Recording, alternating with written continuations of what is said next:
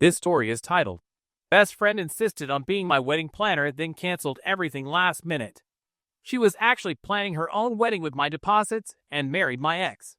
I never imagined my dream wedding would turn into my worst nightmare, or that my best friend of 15 years would orchestrate the most devastating betrayal I've ever experienced. The moment I discovered Jessica, 28F, wearing MY wedding dress at MY venue, exchanging vows with my ex-fiancé Marcus, 31M, I felt my entire world collapse. But let me start from the beginning, because the path that led to this moment is filled with red flags I was too blind to see. I'm Andrea, 27F, and 6 months ago, I was living what I thought was my perfect life. I had just gotten engaged to Marcus, my college sweetheart of 8 years, landed a promotion at the pediatric clinic where I worked as a nurse, and was sharing an apartment with my best friend Jessica, who I'd known since middle school. My parents, Richard, 55M, and Diana, 52F, were thrilled about the engagement. They'd always treated Marcus like a son. Jessica and I had been inseparable since we were 13.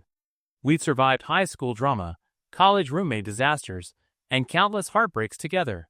She was there the night Marcus proposed at our favorite restaurant, hiding behind a menu with her camera ready.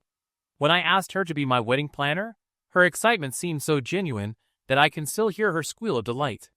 After all, she'd recently started her own event planning business, and I wanted to support her dreams while trusting my special day to someone who knew me better than anyone. Looking back, I should have noticed how Jessica's behavior started changing after I gave her access to my wedding savings account to handle the deposits. The way she'd suddenly become too busy to show me venue photos, how she'd dismiss my concerns about not having seen any contracts, and her constant insistence that everything was handled, and I should just trust her. But I did trust her completely and foolishly. The first hint that something was terribly wrong came 3 months into the planning, when Marcus started acting distant. He'd come home late from his accounting firm, claiming he was swamped with tax season work. Our weekly date nights became increasingly rare, and when we were together, he was constantly checking his phone. I blamed it on wedding stress and his demanding job. Even when my mother mentioned seeing his car parked at a restaurant across town on a night he said he was working, I defended him. After all, he'd never given me a reason to doubt him in 8 years. What I didn't know then was that Jessica had been planning something far more sinister than just sabotaging my wedding. Every time she assured me that the florist was booked or the caterer was confirmed, she was actually arranging her own perfect day with my money, my venue, and as I would soon discover, my fiancé. I'm still struggling to understand how I missed the signs. Perhaps I was too trusting, too willing to believe in the goodness of the people closest to me. Or maybe some betrayals are just too calculated, too well orchestrated to see coming.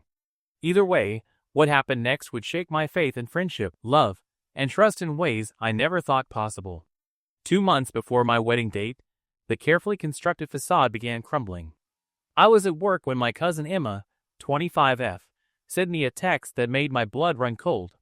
She'd been driving past the wedding venue I'd supposedly booked, a beautiful historic mansion with sprawling gardens, and decided to stop by to take some photos for our family group chat. The venue coordinator had no record of my booking. In fact, they were already reserved for another wedding on my date. My hand shaking, I immediately called Jessica. Straight to voicemail. I called again. And again. Finally, I left early from work and drove to our apartment, my mind racing with possibilities. Maybe there was a mix-up with the dates? Maybe Jessica had changed venues and forgotten to tell me. The spare key I'd hidden under the welcome mat was gone, and when I opened the door, I felt like I'd stepped into an alternate reality. Jessica's room was completely empty. Not just cleared out, it looked like she'd never lived there at all.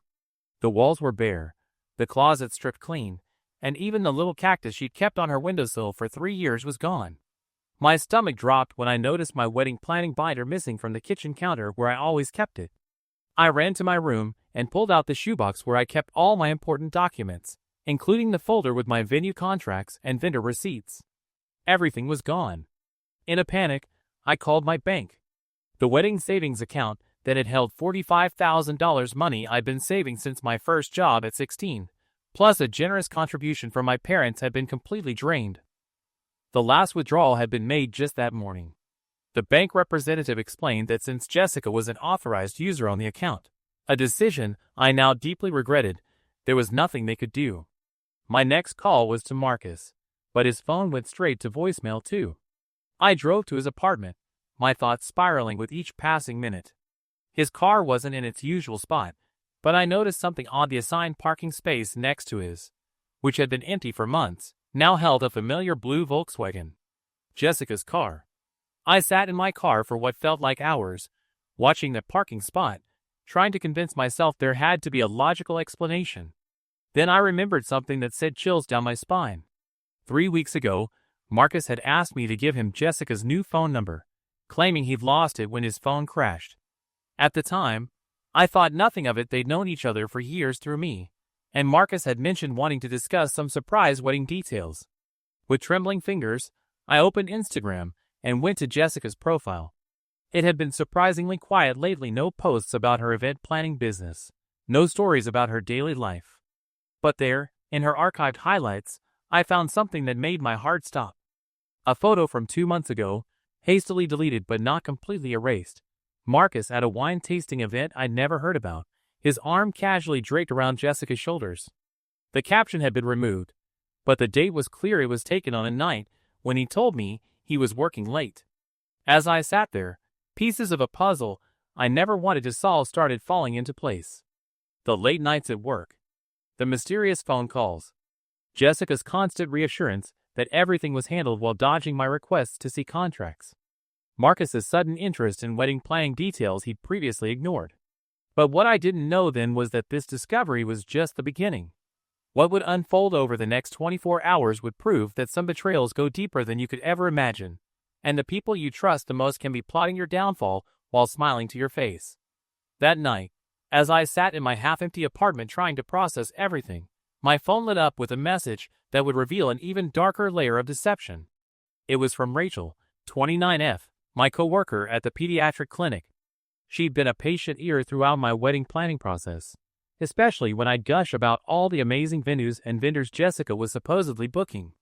The message contained a single photo that made my world tilt on its axis. Jessica and Marcus walking hand in hand into a bridal boutique last week, during my Thursday night shift.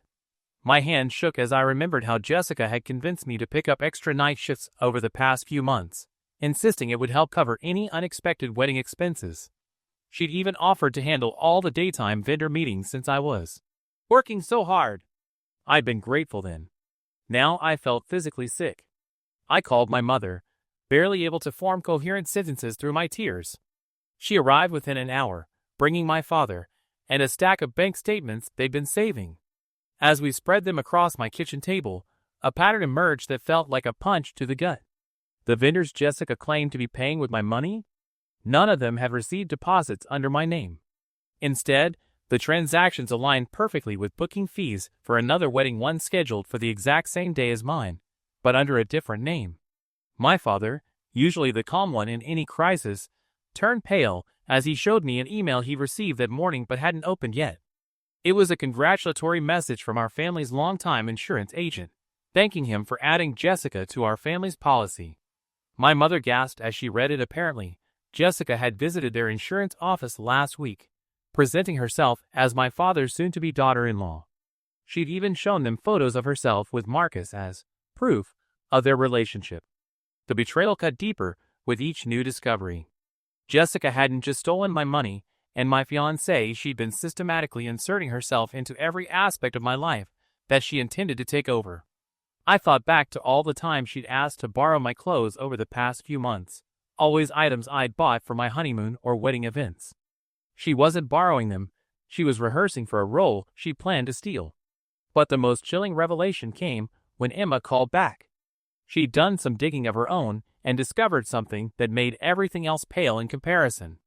The venue coordinator had mentioned that the bride who'd actually booked our date had made an unusual request. She wanted to use the exact same wedding design plan I'd spent months creating with Jessica. Every detail I dreamed up, from the fairy lights and mason jars to the vintage photo wall, had been copied into another bride's portfolio. Jessica hadn't just stolen my wedding date, she'd stolen my entire wedding vision. As midnight approached, my phone buzzed with a notification that nearly stopped my heart. Jessica had finally posted on social media after weeks of silence. It was a simple photo of an engagement ring, my engagement ring, The one Marcus had promised was a family heirloom with a caption that would haunt me. Sometimes, the best love stories start with a plot twist. Can't wait to marry the man of my dreams in 2 weeks. 2 weeks. Not the 2 months I'd been counting down to. They'd moved up the timeline, probably hoping to be married before I discovered their deception. But what I didn't know then was that this post wasn't just an announcement, it was a calculated move in a game I didn't even know I was playing. And the next morning would bring a revelation that would make everything I'd discovered so far seem like just the tip of an iceberg of betrayal. I spent the night at my parents' house, unable to face the emptiness of my apartment. Around 3 a.m., I received an unexpected call from Marcus's sister, Olivia, 33F. We'd grown close over the years, and her voice was thick with tears as she revealed something that made the whole betrayal even more twisted. She caught Jessica and Marcus together at a family dinner 2 months ago, not as friends, but as a couple. When she confronted Marcus, he'd begged her to keep quiet, claiming he was trying to find the right time to break things off with me. What Olivia told me next made my blood run cold. Jessica had been methodically working her way into Marcus's family events for months, showing up at Sunday dinners and family gatherings with elaborate excuses about wedding planning. She'd even convinced Marcus's mother to give her access to old family photo albums, claiming she was creating a surprise wedding video for me. Instead, she'd been carefully editing herself into the narrative of Marcus's life, positioning herself as the perfect future daughter-in-law while I was working those extra night shifts she'd encouraged me to take. Unable to sleep, I started going through old photos on my phone. That's when I noticed something odd about the pictures from my engagement party. In every group shot, Jessica had positioned herself between Marcus and me. But what really caught my eye was a series of photos I'd never looked at closely before, casual shots from various gatherings over the past year. Jessica was always there, always watching Marcus with an intensity that now seemed obvious. How had I been so blind? As dawn broke, Emma called with another bombshell. She'd been doing more digging and discovered that Jessica's event planning business, the one I'd been so eager to support, didn't actually exist. The business license number she'd shown me was fake. The glowing client reviews on her website? All posted from accounts created within the last 3 months. She'd crafted an entire fake business just to gain control of my wedding planning. But the most devastating revelation came from an unexpected source. While going through old emails, I found one from 6 months ago that I'd completely forgotten about. It was from a local wedding magazine. They wanted to feature my wedding because they'd loved the unique proposal story Marcus had shared with them. Except, the proposal story they described wasn't mine. It was an elaborate tale about a surprise proposal at sunset on a private yacht, nothing like the simple restaurant proposal I'd actually experienced. With shaking hands, I searched online and found the magazine's website. There was a beautiful engagement announcement featuring Jessica and Marcus, dated just 2 weeks after my own engagement. They'd been planning this parallel life, this complete takeover of my happiness, from the very beginning. Every time Jessica had asked to see my engagement ring, just one more time, every time she insisted on taking it to be cleaned or sized, she'd been wearing it herself, creating her own engagement photos and memories. My mother found me sobbing over my laptop and made me take a sleeping pill. But before I drifted off, my phone pinged with one last notification, a group text from Jessica to all our mutual friends. It was a video of her trying on wedding dresses, twirling in what I recognized as my dream dress, the one I'd shown her countless pictures of. The caption read, "Found the perfect dress. Can't wait to surprise everyone with our whirlwind wedding this weekend." This weekend. Not in 2 weeks.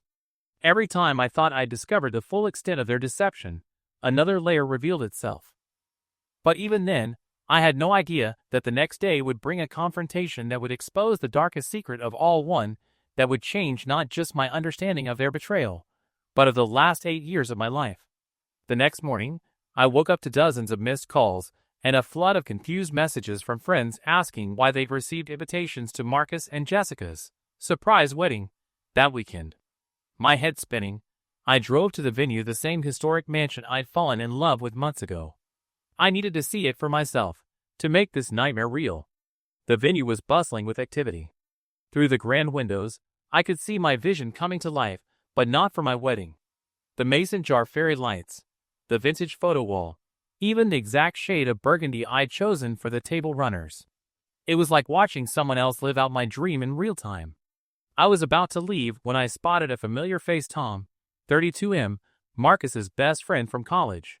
He looked shocked to see me, and for a moment, I thought he'd just pretend not to notice me. Instead, he walked over, his face a mask of guilt. What he told me in the parking lot shattered what little was left of my world. Tom had been carrying a secret for years. Back in college, before Marcus and I started dating, Jessica had been obsessed with him. She'd asked him out multiple times, but Marcus had always made it clear he wasn't interested. According to Tom, something in Jessica snapped after that final rejection. She'd sworn she'd make Marcus regret it someday. Then, in a twist that made me physically ill, Tom revealed that Jessica had orchestrated my chance meeting with Marcus at that college party 8 years ago. She'd planned the whole thing, manipulating events so that Marcus would notice me. At the time, she claimed she was just being a supportive friend, wanting her best friend and her college crush to find happiness together. But Tom had overheard her true intentions at a drunk moment years later. She wanted Marcus to fall in love with me, to build a life with me, just so she could take it all away at the perfect moment. She'd spent 8 years as my best friend, watching and waiting, infiltrating every aspect of my life and relationship, all while plotting the ultimate revenge. The realization hit me like a physical blow. Every memory, every moment I'd shared with him over the years took on a sinister new meaning. The way Jessica had encouraged my relationship with Marcus, always being there for every milestone, every celebration. She hadn't been supporting our love story, she'd been studying it, learning every detail, so she could eventually steal it for herself. My hand shaking, I pulled out my phone and found an old video from 3 years ago, Marcus's birthday party. In the background of one shot, you could clearly see Jessica watching us cut the cake, her expression now unmistakably calculating. She'd been playing the long game, patiently waiting for the perfect moment to execute her revenge. But as I sat there in my car, surrounded by the evidence of Jessica's 8-year deception, something inside me shifted. The shock and heartbreak began to crystallize into something else: determination. Because what Jessica and Marcus didn't know was that their perfectly orchestrated plan had one fatal flaw, and in less than 24 hours, their dream wedding would turn into a very public nightmare. The morning of their wedding arrived with an unexpected sense of calm washing over me. My parents were worried when I told them I planned to attend not as a guest, but as someone with unfinished business. Emma and Rachel insisted on coming with me, more for emotional support than anything else. What none of us expected was the absolute chaos that would unfold. I'd spent the previous night making calls and gathering evidence. My father, who'd kept every receipt and document relating to my wedding expenses, had already filed a police report for the stolen funds. But that wasn't the card I planned to play. Instead, I'd reached out to every single guest who received a last-minute invitation to their surprise wedding. As we pulled up to the venue, guests were already arriving, many of them looking confused. Jessica had sent out invitations claiming this was a surprise wedding that Marcus and I had planned together, with her as our wedding planner. She'd told everyone we decided to move the date up and wanted to surprise our friends and family. The irony was almost painful. I walked into that mansion wearing the same blue dress I'd worn the night Marcus proposed, my head held high. The looks of confusion on people's faces quickly turned to shock as they recognized me, the real bride they'd been told would be surprising them. Jessica, in my wedding dress, was in the bridal suite upstairs. Marcus was greeting guests in the garden, playing his part perfectly. What happened next would be talked about in our social circle for years to come. Tom, who'd been wrestling with his guilt, had finally grown a conscience. He stood up just as the ceremony was about to begin and revealed everything: the 8-year revenge plot, the stolen money, the calculated deception. Jessica's face, as she walked down the aisle and saw me standing there next to Tom, turned a shade of white I didn't think was possible. But the real satisfaction came from Marcus's family. His mother, who'd always treated me like a daughter, publicly confronted him about the stolen family heirloom ring. Olivia, tears streaming down her face, told everyone about catching them together months ago. One by one, the carefully constructed facade crumbled as their web of lies was exposed in front of everyone they tried to deceive. The wedding dissolved into chaos. Jessica tried to claim I was just a jealous ex making up stories, but the evidence was overwhelming. The venue manager, upon learning about the fraudulent bookings, called the police.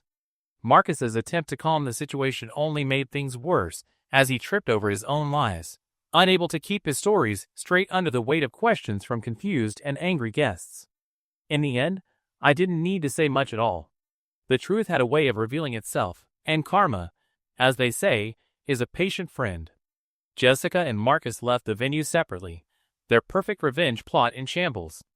The family heirloom ring was returned to Marcus's mother, who later gave it back to me not as a future daughter-in-law, but as the daughter she'd always considered me to be. Months have passed since that day. The legal proceedings for the stolen money are ongoing, but I found peace in an unexpected way. That elaborate revenge plot designed to destroy me? It actually set me free. Free from a man who could betray 8 years of love so easily. Free from a toxic friendship that was built on decades of jealousy and manipulation. Free to rebuild my life on my own terms. Emma and Rachel have become my rocks, proving that true friendship doesn't need elaborate schemes or hidden agendas. My parents, who got all their money back through their bank's fraud protection, now joke that I dodged not just a bullet, but an entire artillery range. As for Jessica and Marcus, last I heard, they couldn't stand the sight of each other.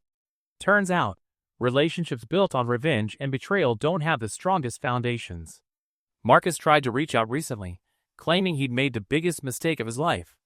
I left his message on read some chapters are better left closed. The venue manager, touched by my story, offered me a free booking for whenever I'm ready. But I'm in no rush. Sometimes, the best endings aren't the ones we plan for, but the ones that find us after we've survived the storm. And me? I'm just getting started on my next chapter.